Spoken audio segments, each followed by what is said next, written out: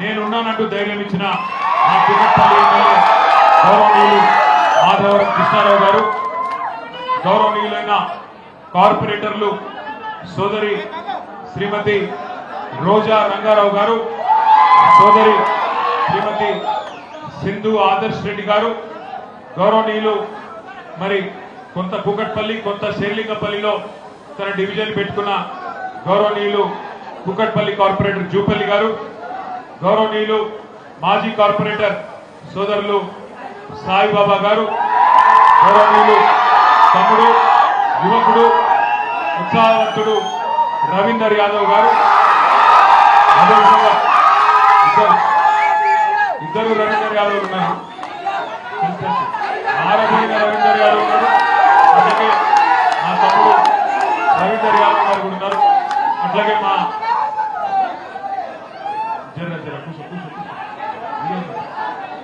విద్యార్థి విభాగం రాష్ట్ర అధ్యక్షుడు కెల్లు శ్రీనివాస్ యాదవ్ గారు,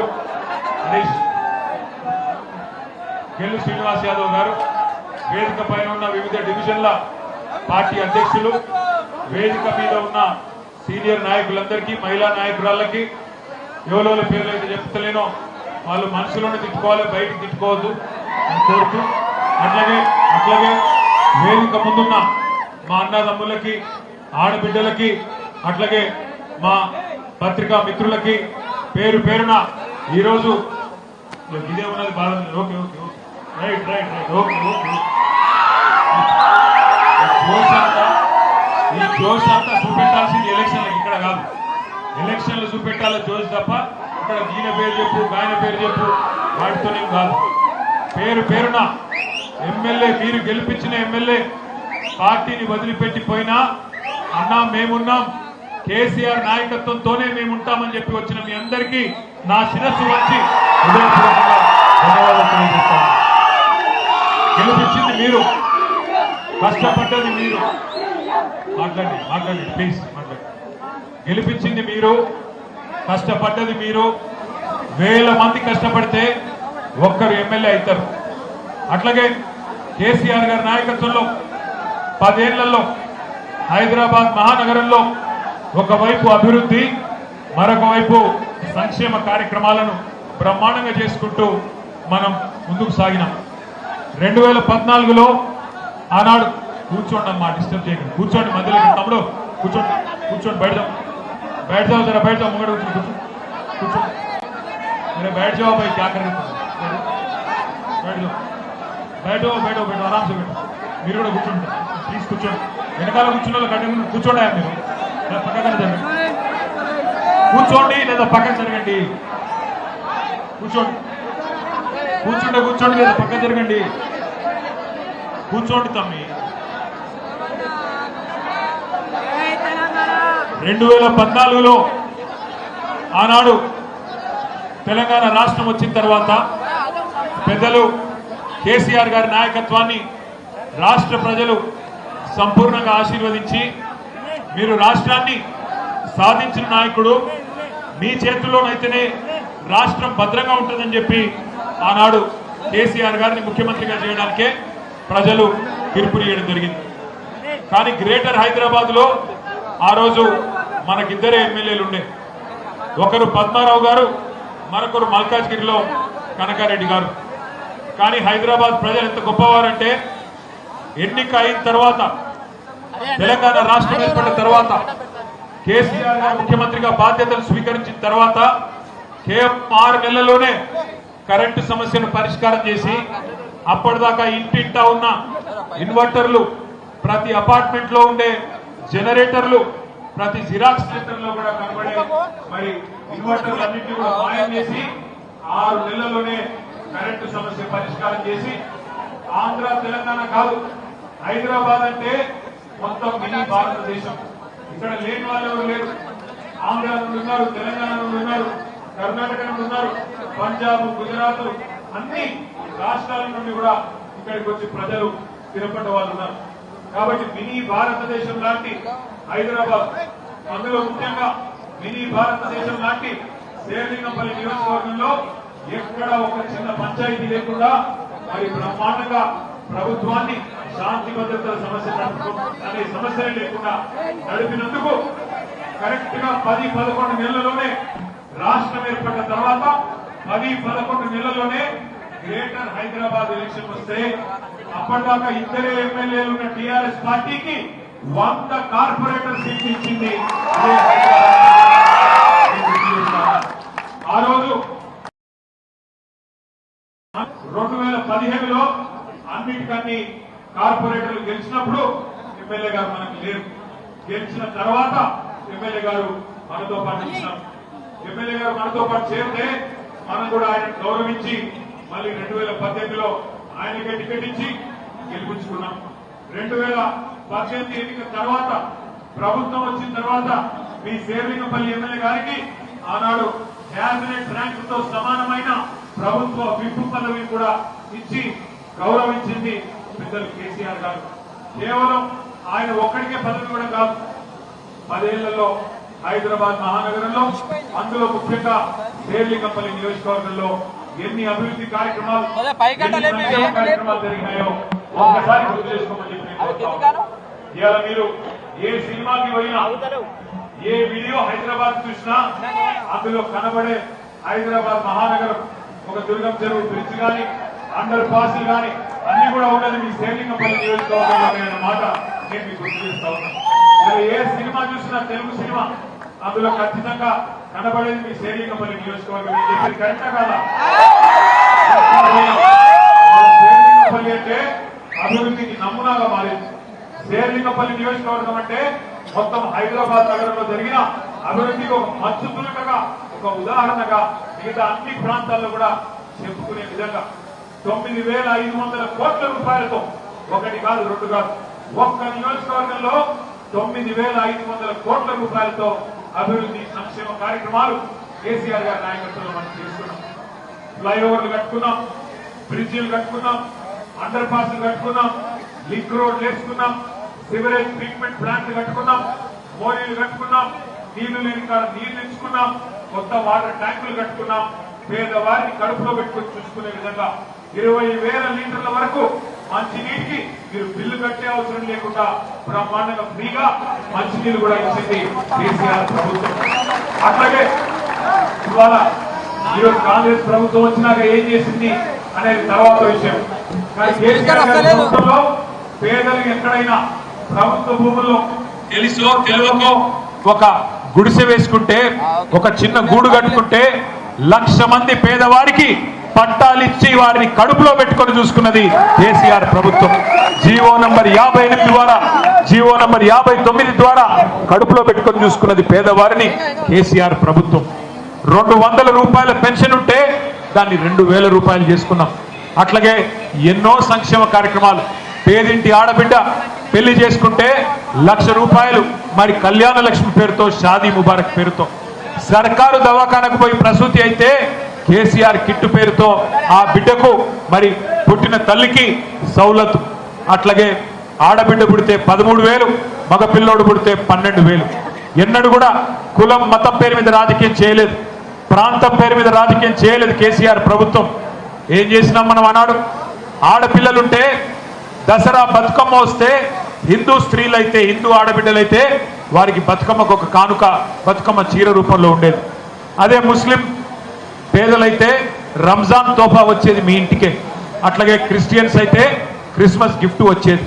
ఇట్లా 10 ఏళ్ల పాటు అన్నాదమ్ముల మాదిరిగా ఏ పంచాయతీ లేకుండా, ఏ బాధ లేకుండా అభివృద్ధి, సంక్షేమం, పేదలని సంక్షేమం ద్వారా ఆదుకోవడం, నగరాన్ని అభివృద్ధి చేసి ఈ నగరం తెలంగాణకు గుండెకాయ లాంటి ఈ నగరం ఎంత ఎదిగితే తెలంగాణలోని పేదలకి అంత మేలు చేయవచ్చు అన్న ఆలోచనతో నగరాన్ని పట్టణ అభివృద్ధిలో అగ్రభాగాన్ని నిలబెట్టింది కేసీఆర్ గారి నాయకత్వం. ఇదంతా మీకు ఎందుకు చెప్తున్నా అంటే మీకు తెలియదని కాదు, తెలుసు కాబట్టే 2023లో కూడా హైదరాబాద్ లో ఒక్క సీటు కూడా కాంగ్రెస్ కి ఇవ్వకుండా మొత్తం గులాబీ జెండానే ఎగిరేసింది ఏ హైదరాబాద్ ప్రజలనే మాట కూడా నేను గుర్తు చేస్తా ఉన్నాను. మీ శేర్లింగంపల్లి నియోజకవర్గంలో కూడా బ్రహ్మాండమైన మెజారిటీనిచ్చి మీరు ఎమ్మెల్యే గారిని గెలిపించారు. పక్కన కూకట్పల్లిలో 72,000 ఓట్లతో ఇక్కడ కృష్ణారావు గారు, అవతల పక్కన కుత్బుల్లాపూర్ లో వివేకానంద గౌడ్ గారు 85,000 ఓట్లతో వివేక్ గౌడ్ గారిని అక్కడ గెలిపించుకున్నారు. మొత్తం హైదరాబాద్ లో ఏ ఒక్క చోట కూడా రెండో ఆలోచన లేకుండా అఖండమైన మెజారిటీతో హైదరాబాద్ ప్రజలు బ్రహ్మాండమైన తీర్పిచ్చినారు. కానీ ఏం జరిగింది? హైదరాబాద్ లో మీరందరూ చైతన్యవంతంగా ఆలోచించి అభివృద్ధిని చూసి, సంక్షేమాన్ని చూసి, కేసీఆర్ నాయకత్వాన్ని చూసి మీరు ఓటేసినారు. ఎమ్మెల్యే గారిని చూసో ఇంకోటిని చూసో కాదు. కేసీఆరే ముఖ్యమంత్రి ఉండాలి, కేసీఆరే ఈ రాష్ట్రాన్ని నడపాలి అనే ఆలోచనతో మీరు ఓటేసినారు. కానీ జిల్లాలలో కాంగ్రెస్ పార్టీ పెట్టిన ఆశలు, కాంగ్రెస్ పార్టీ ఏదైతే అరిచేతిలో వైకుంఠం చూపెట్టిందో దాన్ని కొంతమంది మన సోదరులు నమ్మినారు. ఎన్ని మాటలు చెప్పినారు, ఎన్నెన్ని హామీలు, ఎన్నెన్ని అందమైన రంగుల కళలు ఒక్కసారి గుర్తు తెచ్చుకోండి. కేసీఆర్ గారు 2,000 పెన్షన్ ఇస్తే నేను 4,000 ఇస్తా. కేసీఆర్ గారు ఇంట్లో ముసలమ్మకో ముసలయ్యకో ఇస్తున్నాడు, నేను ఇద్దరికీ ఇస్తా. ఒకరికి కాదు, ఇద్దరికీ ఇస్తా. ముసలమ్మకి అత్తమ్మకి 4,000, కోడలి పిల్ల ఉంటే కోడలి పిల్లకి నెలకెంత? 2,500. ఇవన్నీ 100 రోజుల్లోనే చేస్తా. 100 రోజులు, 100 రోజులు సినిమాలకి శత దినోత్సవం పండుగ చేసినట్టు మా ప్రభుత్వం రాగానే 100 days లోపల, 100 రోజుల లోపల, శత దినోత్సవం నిండే లోపల మొత్తం 6 గ్యారంటీలు అమలు చేస్తా. ముసలోళ్ళకు 4,000, ఆడబిడ్డలకి 2,500 తులం బంగారం ఇస్తాం, ఆ చదువుకునే ఆడపిల్లలకి స్కూటీలు ఇస్తాం అని చెప్పి నోటికొచ్చిన వాగ్దానాలు మొత్తం కలిపి 420 హామీలు ఇచ్చి, అది దించండి తమ్మి, 420 హామీలు ఇచ్చి, 420 హామీలు ఇచ్చి మరి ఓట్లు కొల్లగొట్టి అధికారంలోకి వచ్చింది కాంగ్రెస్ ప్రభుత్వం. సరే, ఎవరు అధికారంలో శాశ్వతం కాదు. అప్పుడప్పుడు అధికారంలో ఉంటాం, ప్రజల దయ ఉంటే అధికారంలో ఉంటాం, లేదంటే పక్కన కూర్చుంటాం.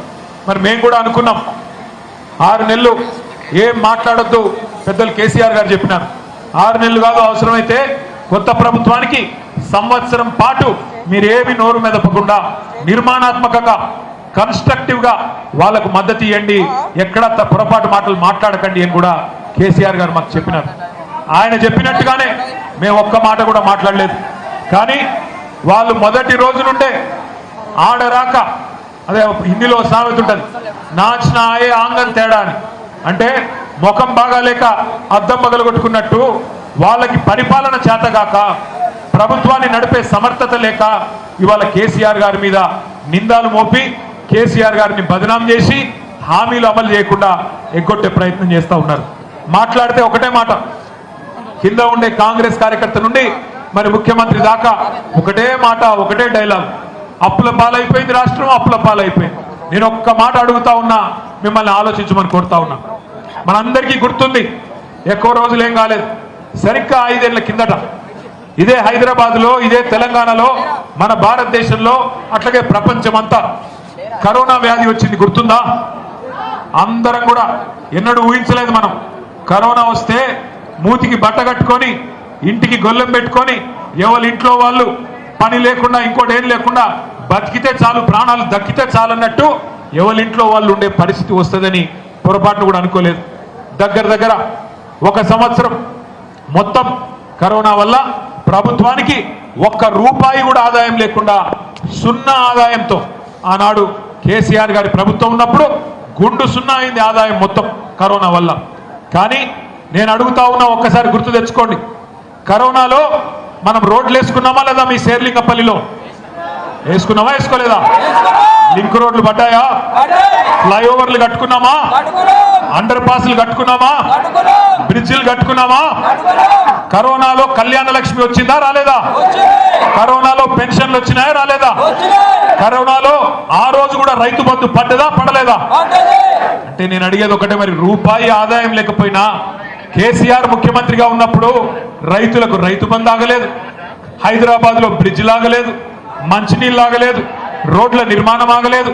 హైదరాబాద్ లో మొత్తం దేశమంతా రోడ్లు బంద్ అయితే కూడా ప్రత్యేకంగా నేను ఆ లేబర్ క్యాంపుల దగ్గరికి పోయి కార్మికులను నొప్పించి, కాంట్రాక్టర్లను నొప్పించి, డబుల్ పేమెంట్ ఇప్పించి దేశంలో ఎవరు చేయని విధంగా రోడ్లు వేసుకున్న మాట వాస్తవమేనా? మరి రూపాయి ఆదాయం లేకపోయినా కేసీఆర్ ఇన్ని చేసినప్పుడు ఇవాళ నువ్వు చెప్పిన మాటలు అమలు చేయడానికి ఏం అడ్డం వస్తున్నది అని ముఖ్యమంత్రిని ఈ ప్రభుత్వాన్ని అడగాల్సిన బాధ్యత మన మీద లేదా? అప్పుల పాలు అంటే మొన్ననే పార్లమెంట్ కూడా ఎడమకాలి చెప్పు తీసుకొట్టినట్టుగా సమాధానం చెప్పింది కాంగ్రెస్ చేస్తున్న దుష్ప్రచారానికి. ఏం చెప్పింది పార్లమెంటు? ముఖ్యమంత్రి చెప్పేది తప్పు, కాంగ్రెస్ చేస్తున్న ప్రచారం తప్పు, మీరు తప్పుడు మాటలు మాట్లాడుతున్నారు. కేసీఆర్ ప్రభుత్వం మొత్తం 10 ఏళ్లలో చేసింది సంవత్సరానికి 28,000 కోట్ల అప్పు మాత్రమే. 10 ఏళ్లలో చేసింది కేవలం 2,80,000 కోట్ల అప్పు మాత్రమే అని పార్లమెంటులో స్వయంగా కేంద్ర ప్రభుత్వం చెప్పింది. కానీ సిగ్గు లేకుండా ముఖ్యమంత్రి రేవంత్ రెడ్డి నుంచి మొదలు పెడితే ఆయన మంత్రులు, ఎమ్మెల్యేలు, చివరికి నిన్న స్పీకర్ గారు కూడా పచ్చి అబద్ధాలు మాట్లాడుతూ ఉన్నాడు. 6.5 లక్షల కోట్లను ఒకరు అంటారు. అసలు ఎన్ని లక్షల కోట్లు వాళ్ళకే తెలియదు. నేను స్పీకర్ గారు చెప్తున్నారు, నేను చూసిన, మీరు చూసినో లేదో కానీ నేను చూసిన 6,00,000 కోట్ల అప్పట. 6 లక్షల కోట్లు కాదట, 6,00,000 కోట్ల అప్పు. ఎవరు? స్పీకర్ గారు చెప్తా ఉన్నారు. పచ్చి అబద్ధాలు పార్లమెంట్ సాక్షిగా కేంద్ర ప్రభుత్వం చెప్పిన తర్వాత కూడా ప్రజలని తప్పుదోవ పట్టించి మీకు ముఖం బాగా లేక అద్దం బగలు కొట్టుకున్నట్టు ప్రభుత్వాన్ని నడిపే తెలివి లేక, సంపద పెంచే తెలివి లేక సన్నాసి పనులు చేసి రాష్ట్రాన్ని అతలాకుతలం చేసి ఇవాళ హైదరాబాద్ మహానగరంలో మీ శేర్లింగంపల్లి నియోజకవర్గంలో రియల్ ఎస్టేట్ పెరిగిందా తగ్గిందా? ఎందుకు తగ్గింది? హైడ్రానేనా?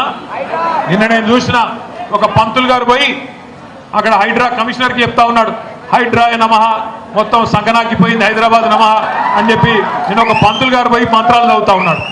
ఇట్లాంటి దిక్కుమాలిన పాలన వల్ల, పేదల ఇల్లు కూలగొట్టడం వల్ల, పేదల గుడిసెల మీద పడి కూలగొట్టడం వల్ల ఇవాళ మొత్తం హైదరాబాద్లోని రియల్ ఎస్టేటు అతలాకుతలం అవుతున్నది. హైడ్రాను అడ్డం పెట్టుకొని ఇవాళ పేదవాడి గుడిసెలు కూలగొడతారు, పేదవాడి ఇల్లు కూలగొడతారు, సున్నం చెరువులో ఉండే ప్రతి ఒక్క పేదవాడి కడుపు మీద కొడతారు. కానీ పెద్దవాళ్ళని మాత్రం ఏం చేయరు. మీ శేర్లింగంపల్లి నియోజకవర్గంలోనే దుర్గం చెరువు ఉన్నది. అదే దుర్గం చెరువు FTLలో మనం ఉన్నప్పుడు కట్టింది కాదు. ఇదివరకు కాంగ్రెస్ ఉన్నప్పుడే రేవంత్ రెడ్డి వాళ్ళ అన్న అక్కడ ఇల్లు కట్టిండు. మరి దమ్ముందా హైడ్రాకి? రేవంత్ రెడ్డి అన్న ఇంటికి పోయి కూలగొట్టే దమ్ముందా? ఉన్నదా? పడ్డడనుకో తెల్లారు ఎగిరిపోదు పోస్టు. అందుకే రేవంత్ రెడ్డి అన్న మాత్రం ఇల్లు మాత్రం సేఫ్. కానీ గరీబోడిని అడిగేటోడు లేడు కదా. గరీబోని మాత్రం బుల్డోజర్ పోతుంది, కొట్టవతల వాడేస్తుంది, అడిగేటోడు లేడు. కూకట్పల్లిలో బుచ్చమ్మ అనే మహిళ, నేను పోయిన వాళ్ళ ఇంటికి, కృష్ణారావు గారు పిలిస్తే, పాపం ఇక్కడనే ఎక్కడో ఉంటుంది మన శేర్లింగంపల్లిలో. ఆ రోజు ఆమె ఇంటికాడికి వచ్చి హైదరాబాద్ నోటీస్ వేసిపోయిండు, నీ ఇల్లు కూలగొడతామని. ఆమె బాధ తట్టుకోలేక వాళ్ళ బిడ్డ ఇంటికి పోయింది, తాళం పెట్టింది, బిడ్డ ఇంటికి పోయింది. పోయి రాత్రంతా బాధపడి ఆఖరికి ఉరి పోసుకొని ఎక్కడ ఇల్లు కూలిపోతుందేమో అని చెప్పి ఉరి పోసుకొని బుచ్చమ్మ అనే ఆ మహిళ చనిపోతే నేను, కృష్ణారావు గారు, మన నాయకులు రాజు గారు అందరం కూడా పోయినాం. ఇవాళ హైడ్రా వల్ల, ముఖ్యమంత్రి అనాలోచిత విధానాల వల్ల హైడ్రానేమో కాంగ్రెస్ వాళ్ళకు బ్లాక్ మెయిల్ దందాకు పనికొస్తున్నది తప్ప ఎవరికేం పనికొస్తలేదు. పేదవాళ్ళ కడుపు మీద కొడుతున్నారు, బిల్డర్లను బెదిరిస్తున్నారు, RR ట్యాక్స్ పేరు మీద వసూళ్లు చేస్తా ఉన్నారు. ఇది నేను చెప్తలేను, ప్రధానమంత్రి స్వయంగా చెప్తా ఉన్నాడు. ప్రధానమంత్రి వచ్చి చెప్తున్నాడు హైదరాబాద్లో ఎన్నికల ప్రచారంలో, ఇక్కడ RR ట్యాక్స్ వసూలు చేస్తున్నారు బిల్డర్ల దగ్గర, మరి అదేవిధంగా కాంట్రాక్టర్ల దగ్గర అని. నేను అడుగుతా ఉన్నా సోదరులారా, 10 ఏళ్ల పాటు ఎన్నడూ కూడా రియల్ ఎస్టేట్ రంగంలో మన ప్రభుత్వంలో ఎవరు ఏలు పెట్టలేదు. ఎవరు కబ్జాలు కానీ, గూండాగిరి కానీ, పేదవాడి కడుపు కొట్టే పని కానీ, నికృష్టపు సెటిల్మెంట్లు కానీ ఇవేమి చేయలేదు. కానీ 20 నెలల్లో ఇలా హైదరాబాద్ మహానగరంలో హైడ్రా పేరుతో అరాచకం, ఎక్కడ ఏ బస్తీలను కూలగొడతారో, ఎప్పుడొచ్చి మా మీద పడతారో, చివరికి కోర్టు ఆర్డర్ ఉన్నా కూడా పట్టించుకున్నోడు లేడు. ఇష్టం వచ్చినట్టు కోర్టు ఆర్డర్ ఉండి మహిళలు వచ్చి ఆ బుల్డోజర్లకు, JCBలకు అడ్డకమంటే కూడా పోలీసు వాళ్ళు గుంజి అవతల పాడేసి గుడిసెలు కూలగొట్టే ఒక దౌర్భాగ్యమైన పరిస్థితి ఇవాళ హైదరాబాద్ మహానగరంలో వచ్చింది. అది మాత్రమే కాదు, ఏం జరుగుతున్నది హైదరాబాద్లో పక్కన ఇదివరకు ఇదే రేవంత్ రెడ్డి గారు గొప్ప గొప్ప మాటలు చెప్పిండు ప్రతిపక్షంలో. భూములు అమ్ముకుంటారా, భూములు అమ్ముకుంటే రేపు 100 గంటలకు భూములు ఉన్నాయి ఎట్లా అని మాట్లాడి ఇలా హౌసింగ్ బోర్డులో శేర్లింగంపల్లి నియోజకవర్గంలో భూములు అమ్ముతున్నది కాంగ్రెస్ ప్రభుత్వం కాదా? మరి ఇదివరకు కేసీఆర్ గారు చేస్తేనేమో తప్పైంది, నువ్వు చేస్తే ఒప్పు అవుతుందా? సరే భూములు అమ్మినావు. కేసీఆర్ గారు మొత్తం 10 ఏళ్లలో 2,80,000 కోట్ల అప్పు చేస్తే రేవంత్ రెడ్డి గారు 2 ఏళ్లు నిండకుండానే 2,20,000 కోట్ల అప్పు చేసిండు. సరే కేసీఆర్ ఏం చేసిండు 2,80,000 కోట్ల అప్పుతోని అంటే కేసీఆర్ గారు హైదరాబాద్ లో 42 ఫ్లైఓవర్లు కట్టిండు, 42 బ్రిడ్జిలు కట్టిండు. SRDP కింద అద్భుతంగా హైదరాబాద్ నగరాన్ని అభివృద్ధి చేసిండు. నువ్వు వచ్చినాక ఒక్క బ్రిడ్జ్ కట్టినవా? నువ్వు వచ్చినాక బ్రిడ్జ్ కాదు, కనీసం ఒక్క కొత్త రోడ్ వేసినవా? ఒక్క మోరీకి ఇటుక పెట్టినవా? ఒక్క కొత్త పని చేసినవా? మరి ఎడబెట్టినవు పైసలు? కేసీఆర్ గారు 2,80,000 కోట్ల అప్పు చేస్తే హైదరాబాద్ 4 మూలల 4 బ్రహ్మాండమైన హాస్పిటళ్లు, Telangana institute of medical sciences LB Nagar లో ఒకటి, అల్వాలలో ఇంకోటి, సనత్ నగర్ లో ఒకటి, మీ గచ్చిబౌలిలో ఒకటి, 4 బ్రహ్మాండమైన హాస్పిటల్ కట్టిండు. నిమ్స్ కొత్త హాస్పిటల్ 2,000 పడకల ఆసుపత్రి ఇవాళ నిర్మాణంలో ఉన్నది. మరి కేసీఆర్ గారు 4 కొత్త హాస్పిటల్ కట్టిండు. నువ్వేం చేసినావు? అప్పు చేసి. కేసీఆర్ ప్రభుత్వం 73,000 కోట్ల రూపాయలు ఆనాడు 70 లక్షల మంది రైతుల ఖాతాల్లో బ్రహ్మాండంగా రైతు బంధు రూపంలో ఇచ్చింది. నువ్వేం చేసినావు? కేసీఆర్ ప్రభుత్వం 200 రూపాయల పెన్షన్ 2,000 రూపాయలు చేసి పేదవాడిని ఆదుకున్నది. కేసీఆర్ ప్రభుత్వం 15 లక్షల మంది ఆడపిల్లలకి లగ్గాలు చేసి ఒక మేనమామలాగా 1,116 రూపాయలు వాళ్ళ ఖాతాలో వేసింది. కేసీఆర్ ప్రభుత్వం 14 లక్షల మంది బాలింతలకు వాళ్ళ పిల్లలకు కేసీఆర్ కిట్లు అందించింది. ఇవన్నీ కేసీఆర్ గారు చేసినారు. జిల్లాకు ఒక మెడికల్ కాలేజ్, మేడ్చల్ జిల్లాలో, రంగారెడ్డి జిల్లాలో బ్రహ్మాండమైన మెడికల్ కాలేజీలు, బ్రహ్మాండమైన నర్సింగ్ కాలేజ్. హైదరాబాద్ మహానగరం మొత్తంలో 36 STPలు, మూసీలోకి పోయే ప్రతి చుక్క మురికి నీటిని ఇవాళ శుద్ధి చేయడానికి 3,866 కోట్ల రూపాయలతో STPలు కట్టినాం. మీ కోకాపేట STP నేనే ఇనాగరేషన్ కూడా చేసిన, దుర్గం చెరువు STP కూడా నేనే ఇనాగరేట్ చేసిన. హైదరాబాద్ లో ఇవాళ పడే ప్రతి మురికి నీటి చుక్క మనం శుద్ధి చేయడానికి 36 STPలు 2,000 మిలియన్ లీటర్ల కెపాసిటీతో కట్టింది కేసీఆర్ ప్రభుత్వం. అట్లాగే ఇంకా చెప్పుకుంటూ పోతే బోలెడు కార్యక్రమాలు మరి కేసీఆర్ అప్పు చేస్తే చేసినాం. మీరేం చేసింది? మీ ప్రభుత్వం 2,20,000 కోట్ల అప్పు చేసి రేవంత్ రెడ్డి గారు ఎవరికన్నా ఒకరికి 4,000 పెన్షన్ ఇచ్చినవా? ఎవరికన్నా ఒక తులం బంగారం ఇచ్చినవా? ఒక్క ఆడపిల్లకి 2,500 రూపాయలు ఇచ్చినవా? ఒక్క మా ఆడబిడ్డకు రంజాన్ తోఫా ఇచ్చినవా? ఒక్కలకు బతుకమ్మ చీర పెట్టినవా? చీర కాదు, అక్కడికి జాకెట్ ముక్కన పెట్టినా? ఒక్క మంచి పని చేసినావా? ఒక్క ఇల్లు కట్టించినావా ఆఖరికి?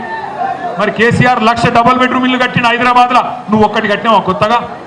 2 ఏళ్ళు అయిపోయాయి. 2 ఏళ్ళు మాటలతోనే టైంపాస్ అయిపోతుంది. ఒకరోజు కేటీఆర్ మీద కేసు, ఇగో అరెస్టు ఆగో అరెస్టు, ఇక పెడతా జైల్లో ఆగ పెడతా. ఒకరోజు కేసీఆర్ మీద, ఇంకో రోజు ఇంకొకరి మీద, ఇదే టైంపాస్ కార్యక్రమం తప్ప ఈ 20 నెలలుగా రేవంత్ రెడ్డి ప్రభుత్వం, కాంగ్రెస్ ప్రభుత్వం హైదరాబాద్ మహానగరానికి చేసింది ఏంది? నేను మిమ్మల్ని అడుగుతా ఉన్నా, శేర్లింగంపల్లిలో ఇక్కడ ఎమ్మెల్యే గారిని గెలిపించిన మీ అందరిని అడుగుతా ఉన్నా, ఎమ్మెల్యే ఏం చెప్పిండు? ఎందుకు పోయినా అన్నాడు? కాంగ్రెస్ పార్టీలకి అభివృద్ధి కోసం పోయిండట. అభివృద్ధి కోసం. ఎవరి అభివృద్ధి కోసం పోయినావు? నీ అభివృద్ధి కోసం పోయినావా? ప్రజల అభివృద్ధి కోసం పోయినావా? ఏం అభివృద్ధి చేసినావు? 20 నెలల పీకిందేంది? ₹1 బంద్ చేసినావా 20 నెలల్లో? ఏం చేసింది రేవంత్ రెడ్డి ప్రభుత్వం? ఏ పేదవాడిని కాపాడినావు? ఎక్కడ గుడిసెలు గుల్లగొడుతుంటే, ఎక్కడ ఇల్లు గుల్లగొడుతుంటే ఎక్కడ నన్ను అడ్డం వచ్చినావా? నీ సొంత ఆస్తులు, నీ సొంత భూములు, నీ సొంత వ్యవహారాలు తప్ప చేసింది ఏంది అని నేను అడుగుతా ఉన్నా. ఇంకొక మాట కూడా అడుగుతా ఉన్నా, ఆలోచించమని కొడతా ఉన్నా. నేను మొన్న టీవీ చూస్తూ ఉంటే చాలా విచిత్రం అనిపించింది నాకే. ఒక ఎమ్మెల్యే గారు మన పార్టీలోకి వెళ్ళి కాంగ్రెస్ పార్టీలో జంపు కొడితే ఆ విలేకరు అడుగుతాడు, పాప తమ్ముడు పోయి, అన్న ఎమ్మెల్యే గారు ఏ పార్టీలు ఉన్నారు? ఓయ్ ఆగవా, ఎమ్మెల్యే గారు ఏ పార్టీలు ఉన్నారు మీరని అడుగుతాను. అడుగుతుంటే ఆ ఎమ్మెల్యే గారు చెప్తాడు, ఎక్కడ ఉండాలో అక్కడే ఉన్నాను.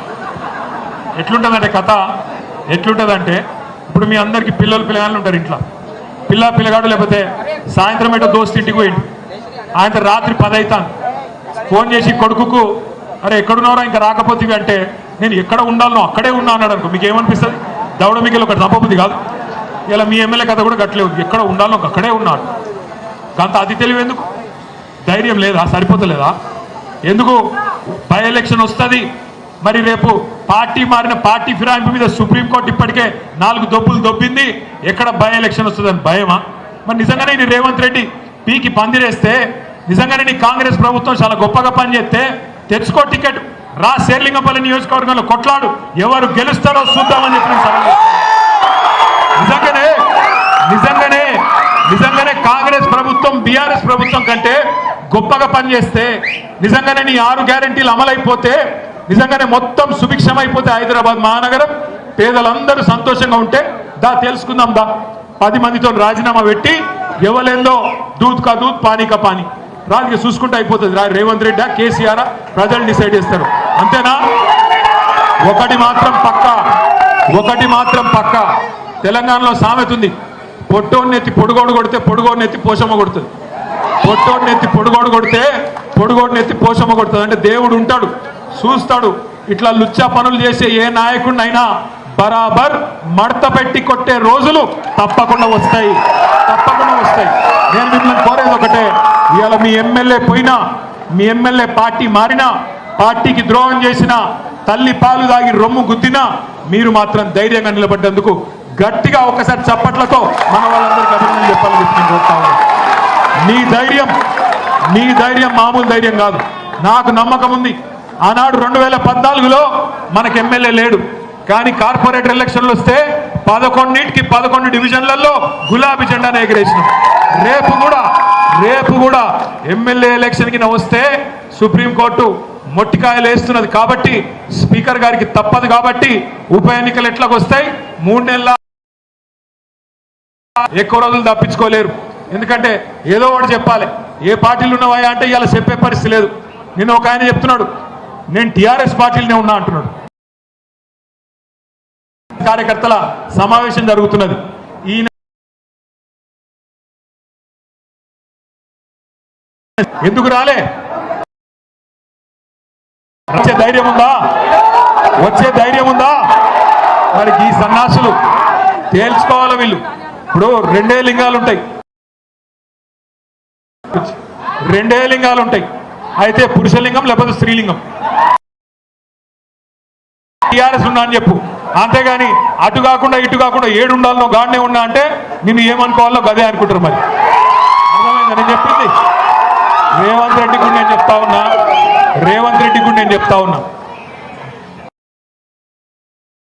ఆగుంది అడ్డిమారి గుడ్డి దెబ్బకు ముఖ్యమంత్రి అయినావు పని చేసింది లేదు పీకింది లేదు ఎన్నడూ ప్రజలకు సేవ చేసింది లేదు ఒక్క ప్రజా ఉద్యమంలో పాల్గొన్నది లేదు ఏదో లక్కీ డ్రాల లక్కీ లాటరీ తగిలినట్టు తలిగింది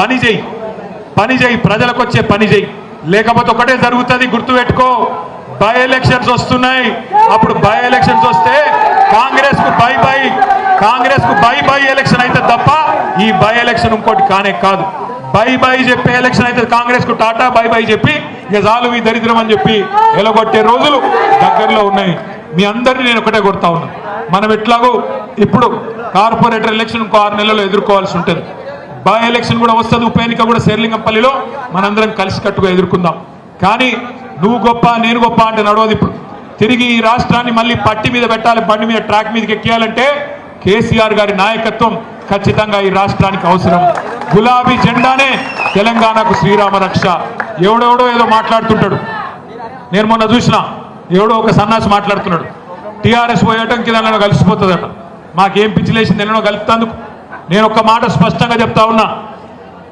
తెలంగాణ రాష్ట్రం ఉన్నంత కాలం తెలంగాణకు శ్రీరామ రక్ష అయిన బీఆర్ఎస్ పార్టీ ఖచ్చితంగా ఉంటది ఎక్కడ ఎవరిని కలిసేది లేదు बहुत सारे कोशिश चल रहे हैं बहुत सारे साजिश चल रहे हैं हमको डराने की धमकाने की दबाने की किसी से नहीं डरेंगे किसी के बाप से नहीं डरेंगे एक वादा है आपसे आप सभी से एक ही वादा है मरेंगे एक बार जिएंगे एक बार डरेंगे किसी के सामने नहीं सबके सामने सबके साथ 10 साल किस कदर हर किसी को साथ लेके चले जैसे मखदूम मईनुद्दीन ने कहा था हयात लेके चलो कायनात लेके चलो चलेते चलो सारे जमाने को साथ लेके चलो హైదరాబాద్ మహానగరంలో హిందూ అయినా ముస్లిం అయినా సిక్ అయినా క్రిస్టియన్ అయినా అందరినీ కలుపుకొని పోతాం ఆంధ్ర అయినా తెలంగాణ అయినా ఉత్తర భారతమైనా దక్షిణ భారతమైనా ప్రపంచంలో ఏ మూల నుంచి ఎక్కడికి వచ్చి హైదరాబాద్ లో ఉన్న వాళ్ళందరినీ కడుపులో పెట్టుకొని 10 ఏళ్లు కేసీఆర్ గారు ఎట్లా చూసుకున్నారో అట్లే చూసుకుంటాం ఏ పంచాయతీ లేకుండా బ్రహ్మాండంగా ముందుకు పోతాం మీ అందరి దయ ఆశీర్వాదంతో పార్టీ పునర్నిర్మాణం చేసుకుందాం కొత్తగా కమిటీలు వేసుకుందాం డివిజన్ల వారీగా ఎక్కడెక్కడైతే పార్టీ వదిలిపెట్టిపోయినారో ఆ స్థానాలు భర్తీ చేసుకుందాం. కార్పొరేట్ ఎలక్షన్లకు, అదేవిధంగా కార్పొరేటర్ ఎన్నికలకు, అదేవిధంగా ఉప ఎన్నికకు కూడా తయారైదాం. ఎవ్వరు భయపడవద్దు. ఒక్క సంవత్సరం ఉన్నది, ఒకే ఒక్క సంవత్సరం. ఈ ఒక్క సంవత్సరం మనం కష్టపడితే ఎన్నికల్లోకి వెళ్ళిపోతాం. ఈ ఒక్క సంవత్సరం గట్టిగా ఉండాలా, గట్టిగా కష్టపడాలా. ఎవరు కేసు పెట్టినా వెంటనే కృష్ణారావు గారు, అదేవిధంగా మన అధ్యక్షుడు షమీపూర్ రాజు గారు వస్తారు. అవసరం పడితే నేను కూడా స్వయంగా మీ ఇంటికి వచ్చి, మీ పోలీస్ స్టేషన్కి వచ్చి మీ కండగా నిలబడే బాధ్యత నాది. తప్పకుండా రాష్ట్రంలో మళ్ళీ నెలకొల్పడమే లక్ష్యంగా అందరం గులాబీ సైనికులుగా, అన్నదమ్ములుగా, అక్క చెల్లెలుగా ముందుకు పోదాం. ఈ దగా చేసిన కాంగ్రెస్ చేస్తున్న బీజేపీకి ఇద్దరికి బుద్ధి చెప్పి బ్రహ్మాండంగా మళ్ళీ గులాబీ జెండా ఎగిరేద్దామని చెప్పి మీ అందరికీ పేరు పేరున విజ్ఞప్తి చేస్తూ జై తెలంగాణ.